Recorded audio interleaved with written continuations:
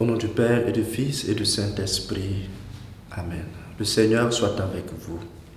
Frères et sœurs, nous sommes le dimanche 14 janvier, deuxième dimanche du temps ordinaire. Esprit de Dieu, souffle de vie, Esprit de Dieu, souffle de feu, Esprit de Dieu, consolateur, tu nous sanctifies. Évangile de Jésus-Christ selon saint Jean. En ce temps-là, Jean le Baptiste se trouvait avec 2 de ses disciples. Posant son regard sur Jésus qui allait et venait, il dit : Voici l'agneau de Dieu. Les 2 disciples entendirent ce qu'il disait et ils suivirent Jésus.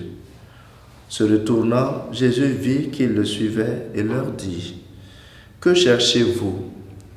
Ils lui répondirent : Rabbi, ce qui veut dire maître, où demeures-tu ? Il leur dit : Venez et vous verrez. Ils allèrent donc, ils virent où il demeurait et ils restèrent auprès de lui ce jour-là. C'était la 10e heure, environ 4 heures de l'après-midi. André, le frère de Simon-Pierre, était l'un des 2 disciples qui avaient entendu la parole de Jean et qui avaient suivi Jésus. Il trouve d'abord Simon, son propre frère, et lui dit : Nous avons trouvé le Messie, ce qui veut dire Christ. André amena son frère à Jésus. Jésus posa son regard sur lui et dit : Tu es Simon, fils de Jean. Tu t'appelleras Képhas, ce qui veut dire Pierre. Acclamons la parole de Dieu. Frères et sœurs en Christ, nous sommes au 2e dimanche du temps ordinaire. Voici l'agneau de Dieu. Ce verset de l'évangile de saint Jean, nous l'entendons au cours de nos célébrations eucharistiques, au moment où le prêtre fait la monstration de Jésus, Eucharistie.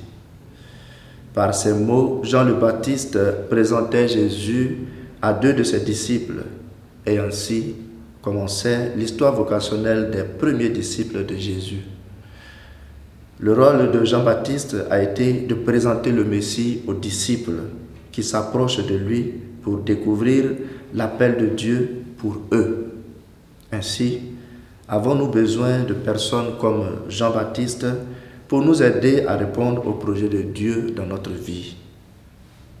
Ensuite, à leur tour, ces disciples, après être restés auprès du Seigneur, après avoir fait l'expérience avec le Seigneur, vont à leur tour témoigner et intéresser leurs frères à la rencontre avec le Christ. Ainsi se déroule l'histoire des vocations.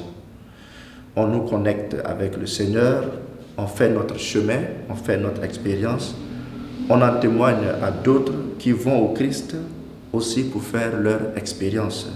Et ce, depuis les premiers disciples de Jésus jusqu'à aujourd'hui.